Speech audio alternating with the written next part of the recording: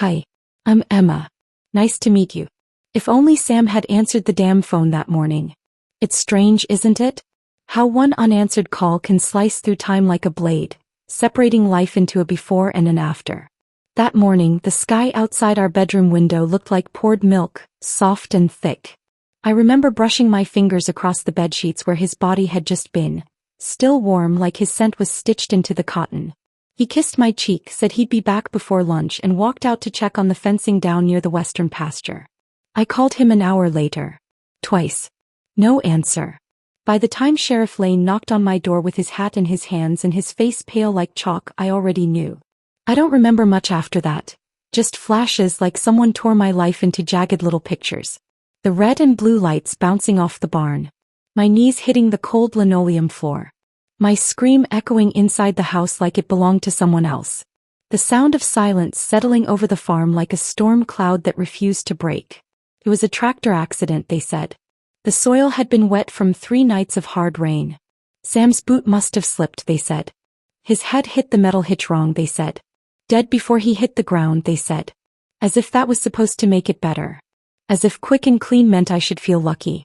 I didn't feel lucky. I felt hollow. As though Sam had taken the color out of the world when he died. The farm didn't stop though. The cows didn't mourn. The chickens still needed feed, the fields still needed turning. I hated them for it. I hated the sunrise, the ticking of the grandfather clock in the hallway, the way my own breath kept moving in and out of my lungs without my permission. I hated the people who stopped by with their lukewarm casseroles and sad eyes. They said things like, "You're so strong, Emma," and "He's in a better place now." A better place. What place could possibly be better than beside me? I wasn't strong. I was barely functional. I slept in Sam's shirts, unwashed, until they stopped smelling like him. I didn't shower. I didn't eat. I stopped brushing my hair. The mirror became my enemy. I'd look into it and see a woman who had aged 10 years in a week. A woman whose eyes no longer sparkled. A ghost in flannel pajamas. Then came the envelope. It arrived on a Wednesday afternoon, 3 weeks after the funeral. No return address. Just my name in Sam's handwriting, curved, familiar, unmistakably his. My hands trembled as I slid my finger beneath the seal. Inside were 3 things. A photograph of Sam holding a baby I'd never seen before, a worn birth certificate with Sam's name under father, and a sticky note in Sam's scribble. "I was going to tell you. Please forgive me. His name is Andrew." That was the moment I stopped grieving and started unraveling. Have you ever felt your heart stop just for a second? I don't mean in the poetic sense. I mean really stop, as though the body forgets how to live for a single terrifying beat. That's what happened when I saw that photograph. My Sam, the man I shared a bed with for 12 years, the man who sang off-key while chopping wood, who kissed the back of my hand every time he walked by me, holding a baby that wasn't ours. Smiling. Not just smiling. Beaming. He had that expression he wore when we first brought home Daisy, our golden retriever. Pure, unapologetic joy. The photo wasn't recent either. Sam's hair was darker. His cheeks fuller. The baby, swaddled in a green blanket, had a chubby fist curled around Sam's pinky. I turned the photo over. 1 word. Andrew. No date. No explanation. I don't know how long I sat there. The kettle had whistled itself dry on the stove. My knees were curled under me, and the envelope lay open beside a half-drunk cup of coffee I couldn't remember making.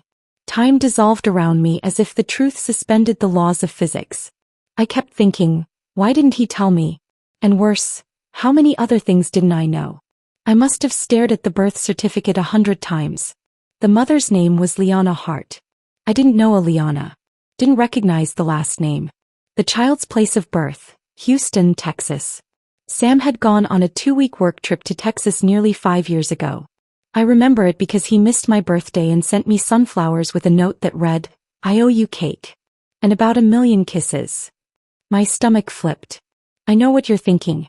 Maybe I should have felt rage. Betrayal. All the classic stages of heartbreak. But grief does something strange to the soul. It softens your fury, melts it into confusion. I wasn't angry. Not yet. I was drowning in questions with no one left to answer them. The only person who could explain was buried on a hill behind St. Mary's Chapel, beneath a headstone that simply read, Samuel Grady Bennett, Beloved husband, loyal son taken too soon. Beloved husband. Loyal. I laughed bitterly. I took the envelope to the attic where Sam kept old files, tools, his childhood junk. I searched every drawer, every box. I found receipts, photos from his college days, even love notes I'd written him in our first year of marriage, all bundled in a rubber band. But nothing else about Andrew. No correspondence with Liana. No legal documents. No proof of payments or child support. Just that photograph and the certificate, like a message in a bottle, tossed into the sea of my grief. That night I barely slept. I lay in bed, clutching the photo, running my fingers over Sam's face. And over the babies.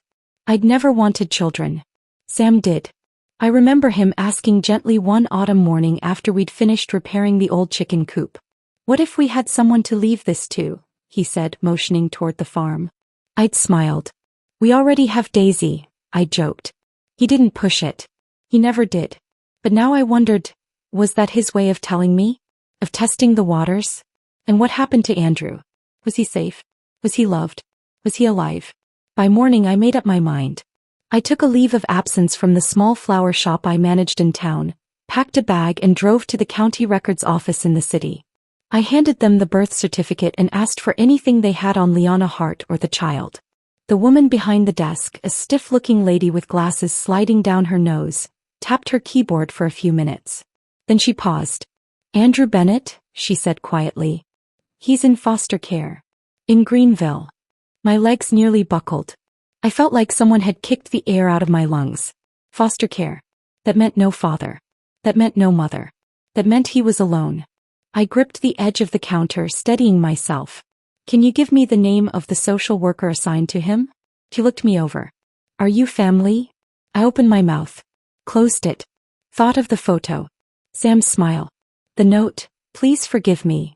"Yes," I said finally. "I'm all he has left." Believing me, she gave me my request and planned on how to find my way to Greenville. I've always believed the eyes don't lie. You can teach a mouth to smile, a voice to sing, hands to stay still. But the eyes, they give you away. That's what haunted me when I saw Andrew for the first time. It was a Tuesday. The sky was heavy with late spring rain. I sat in the lobby of the Greenville Child Welfare Office, a bundle of nerves wrapped in a too-tight blazer I hadn't worn since Sam's funeral. A young woman named Kendra, the social worker assigned to Andrew's case, met me with a clipboard and a cautious smile. "You're Emma Bennett?" she asked. "Yes." My voice cracked, so I cleared my throat. "Samuel Bennett was my husband." She glanced at the papers in her hands. "You're not listed anywhere in the file." I didn't know about him. Not until after Sam passed. Kendra looked up slowly, her expression softening. "He's a good kid," she said, as if that was enough to warn me and comfort me all at once. "Quiet. Smart. A little wary of strangers. He's been moved around a few times." I nodded, unsure what else to say. When the door to the meeting room opened, I stopped breathing. There he was. A small boy with sandy brown curls, skinny arms, and the unmistakable shape of Sam's eyes. That almond drop. That green-gray sparkle. He looked up at me, cautious, curious, and then looked away quickly. God help me, I almost cried right there. "Hi, Andrew," I said, kneeling so I was at his level. "I'm Emma. I knew your daddy." He looked at me hard, sizing me up. "He's dead." The words came out flat, like a rock thrown in a still pond. "I know," I said, nodding. "I miss him too." Andrew didn't respond. He sat down on the plastic chair and swung his legs. Kendra gave me a reassuring look and said, "I'll give you two some time," then slipped out. We sat in silence for a while. I watched his fingers trace the grooves in the table, so much like Sam's nervous habit when he was deep in thought. Then, like a wave pulled from memory, a scene from our early years rose up. We were lying under the stars on the roof of the barn, wrapped in a scratchy old blanket, drinking cheap wine out of mismatched mugs. "If you could have anything," Sam asked, brushing my hair off my forehead, "anything at all, what would it be?" "A greenhouse," I said. "One with old French doors and rows of lemon trees and herbs and little wooden shelves." He smiled. "That's it? You dream too small, woman. What about you?" He hesitated. "A little boy. Brown curls. Big mouth. Lots of questions." I laughed. "Sounds exhausting." Sounds like home, he whispered. Back in that room, I wondered if Andrew had asked a million questions like Sam dreamed. If he ever saw that version of Sam, gentle, goofy storytelling Sam. Or just the man passing through, promising to return, then disappearing like a dream. I have a dog, I said suddenly, unsure what else to offer. Her name's Daisy. She's old and cranky and eats socks. Andrew didn't smile, but I saw the tiniest twitch in the corner of his mouth. Do you like dogs? He nodded. I had one. A long time ago. Before Mama went away. Mama went away. Another question mark in this growing mystery. Where was Liana now? I didn't push him. Just sat there holding space with him in that quiet room. Eventually he looked up at me. You smell like flowers. I blinked. Excuse me. Like lilacs. And something warm. Like cinnamon toast. I let out a breathy laugh. I used to run a flower shop. And I bake when I'm nervous. So that tracks. He looked at me again, longer this time. You really knew my daddy? I nodded, tears stinging the back of my throat. I loved him. He looked down. Did he love me? That question shattered me. I wanted to say yes 1,000 times over. I wanted to wrap him in every ounce of the love Sam never got to give him. But I also wanted to be honest. I think he wanted to. I think he didn't know how. But I believe he loved you even if he didn't get it right. Andrew didn't say anything. He just got up and walked to the window. For a moment I thought I'd lost him. But then he said quietly, if I came with you, would I have my own room? I nodded. You'd have a room. And a dog. And cookies. And someone who wants to know everything about you. He turned to me. Hey, I'll come. And just like that, the story of Sam's secrets became the beginning of something I hadn't expected. Motherhood. By the time we left that gray county office, Andrew was clutching a plastic dinosaur in one hand and my pinky in the other. He hadn't spoken much after agreeing to come with me, but he didn't let go of my finger, not once. I took that as a sign. A fragile thread of trust, not yet woven into anything strong but real. And I wasn't about to break it. Kendra met us in the hallway, already flipping through her thick binder of forms. So here's where things get a little procedural, she said apologetically. Because you're not listed on any prior documents and there was never a custody filing by Sam, we're going to need to go through a temporary kinship placement first. I'm not technically kin, I said, glancing at Andrew. You were his wife, she replied gently but firmly. That counts for something. Especially if you're willing to fight for him.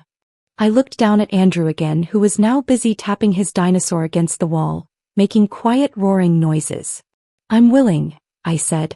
I'll do whatever it takes. The next few days were a whirlwind.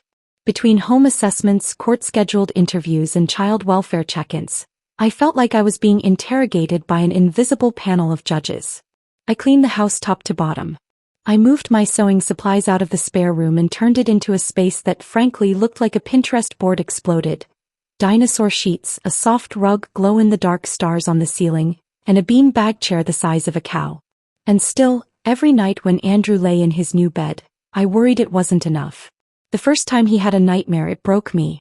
I heard his cries down the hallway and rushed in barefoot, finding him curled in a knot, clutching the blanket like it was a lifeline. I'm here, I whispered, kneeling by his bed. I'm right here. He didn't say a word.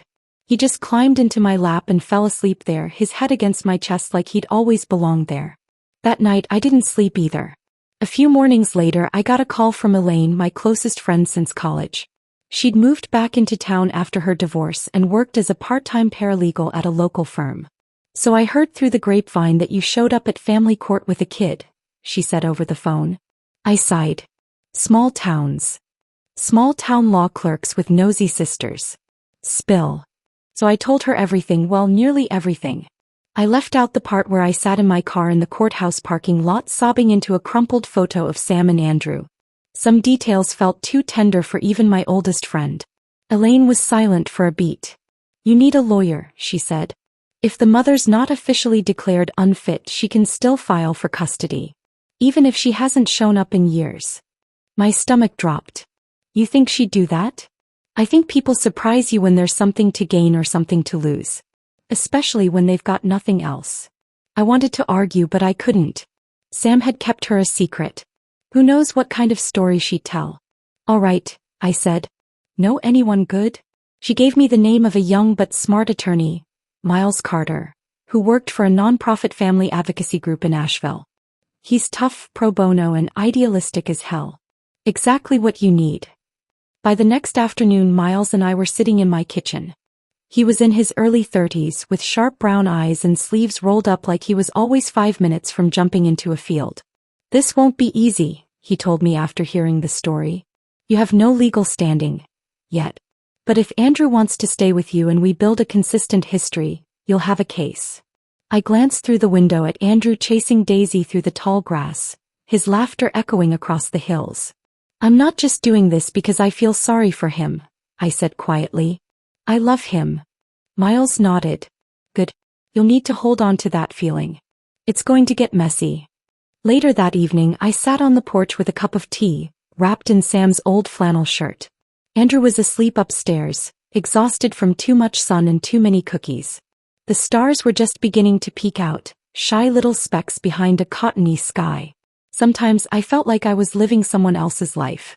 Me, the woman who never wanted children, now fighting courts and pasts and ghosts for a boy I'd only just met. A boy I already couldn't imagine letting go. And maybe that's what grief does. It hollows you out just enough to make room for something new. Not to replace what was lost, but to remind you that life, despite it all, goes on. And sometimes, it even grows. It was a Tuesday when the letter came. That's how I remember it. Not by the date but by the weather and the taste in my mouth. The kind of Tuesday where the sky threatens rain but never follows through, and your stomach knots without telling you why. Andrew had been with me for just over 3 weeks by then. He laughed more, asked fewer questions about Sam, and started sleeping through the night, though he still clutched the edge of my sleeve like a lifeline whenever we sat together. I'd grown used to the rhythm of having him around. It felt strangely like a missing limb had been restored, and I hadn't even known it was gone. We were in the kitchen making peanut butter sandwiches, him with far more jelly than bread and me pretending not to care, when the mail slot creaked open. Letters. Andrew cried, hopping off the chair and running to the door. I wiped my hands on a towel and followed.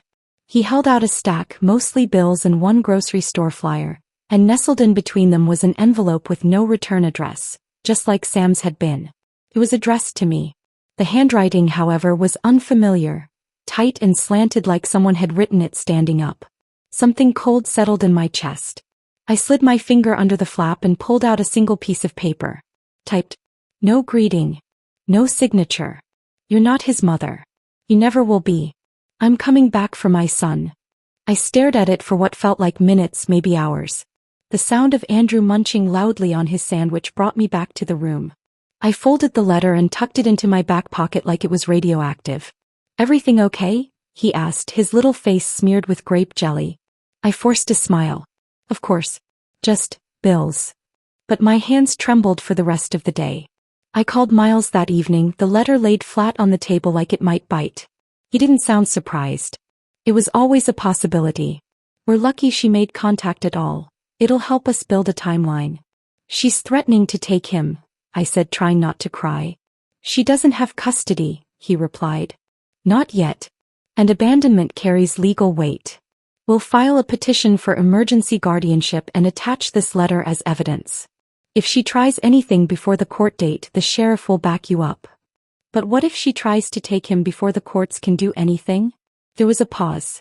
Then, in a softer voice, he added, "You're not alone in this, Emma. We'll protect him. You're doing everything right." Still, I locked every window that night.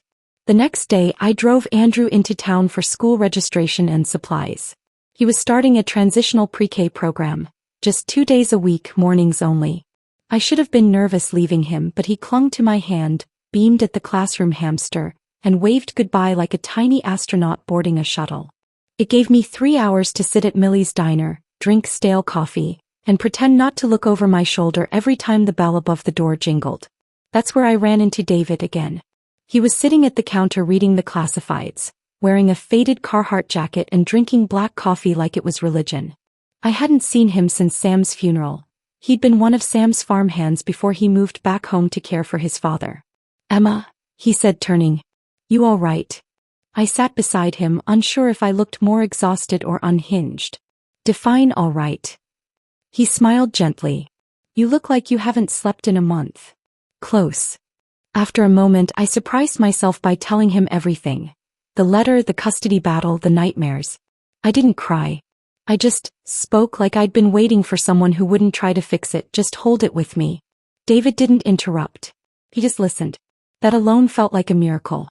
You ever think about hiring help on the farm again? He asked when I finished. Can't afford it. Well, he said, tilting his coffee mug. I've got 2 good hands and no real excuse not to use them. Let me help. I don't need much. Just enough to keep gas in the truck and food in my dad's fridge. I stared at him, unsure if he was being kind or foolish. You sure? He nodded. You need someone in your corner. And Andrew, well, he deserves steady ground. That night after dinner, Andrew curled up beside me on the couch, clutching his favorite dinosaur.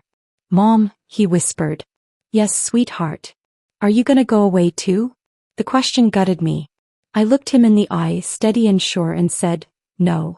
I'm not going anywhere. Even if the storm was on its way.